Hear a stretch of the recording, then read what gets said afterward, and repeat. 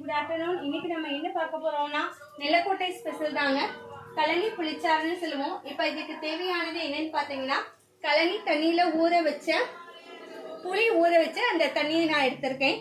அதுக்கப்புறம் வெங்காயம், வெள்ளைப்பூடு ரெண்டையும் வதக்கி விட்டுருக்கேன். ஸோ இப்படி நல்லா ரெட்டிஸாக வர வரைக்கும் வதக்கிடணும். அதுக்கப்புறம் நான் என்ன பண்ணுறேன்னா 2 மீடியம் சைஸ் தக்காளி ஆட் பண்ணியிருக்கேன். 2 மீடியம் சைஸ் தக்காளி.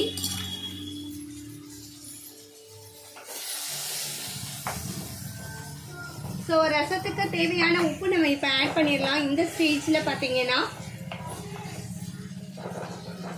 ரசத்துக்கு தேவையான உப்பு. இந்த ரசம் ரொம்ப நல்லா டேஸ்டாக இருக்குங்க. உடம்புக்கு ஒரு நல்லது. கழனி தண்ணியில் நம்ம செய்கிறதுனால உப்பு, மஞ்சள்தூள் ரெண்டுமே நான் ஆட் பண்ணிடுறேன். ஏன்னா இது கொஞ்சம் கருப்பாக இருக்கும்.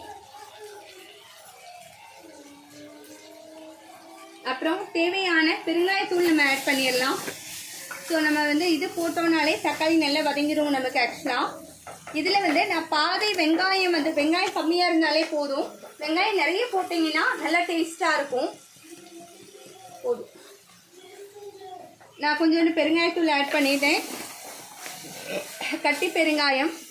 ஸோ தக்காளி நமக்கே தெரியும், ரசத்துக்கு ரொம்ப வதங்கலாம் தேவை கிடையாது. ஓரளவு வதங்கினாலே போதும் தாங்க. ஸோ இப்போ எல்லாமே நம்ம ஆட் பண்ணியாச்சு. இதில் என்னென்னலாம் இருக்குன்னு பாருங்கள். வெங்காயம், தக்காளி, வெள்ளைப்பூடு, மிளகு, சீரகம், கருவேப்பிலை, அவ்வளோதாங்க. இப்போ எனக்கு தேவையான அளவு கழனி தண்ணியில் ஊற வச்ச புளி தண்ணி நான் எடுத்திருக்கேன். இதை நான் ஆட் பண்ணிட்டேன். அவ்வளோதாங்க. உங்களுக்கு ரசம் எவ்வளோ தேவையோ அந்த அளவுக்கு நீங்கள் என்ன பண்ணிக்கோங்கன்னா கழனி தண்ணி எடுத்துக்கோங்க. நான் கொஞ்சம் எக்ஸ்ட்ரா தான் எடுக்கிறேன், ஏன்னா எங்கள் வீட்டில் இது பிடிக்கும். ஸோ குலைவான சாதத்தில் ஊற்றி சாப்பிட்டாலுமே ரொம்ப டேஸ்டாக இருக்கும். இந்த ரசம் நமக்கு நல்லா கொதிக்கணுங்க. நம்ம நார்மல் ரசமாகி கிடையாது, இந்த ரசம் நல்லாவே கொதிக்கணும். அதுக்கப்புறம் பார்த்தீங்கன்னா நல்லா கொதிக்கட்டும். நம்ம ஊற வச்சு நம்ம மல்லித்தலை தூவி இறக்கிடலாங்க.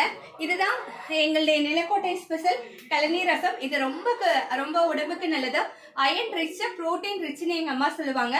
கார்போஹைட்ரேட் இதில் அதிகமாக இருக்கனால குழந்தைகளுக்கு கொடுத்தோம் அப்படின்னா டேஸ்டாகவும் இருக்கும். நிறைய சாதம் சாப்பிடுவாங்க. நான் குழந்தைகளை நிறைய ருசிச்சு இந்த சாப்பாடு சாப்பிட்ருக்கேன். வாங்க வீவர்ஸ், நம்ம எல்லாருமே சாப்பிடலாம்.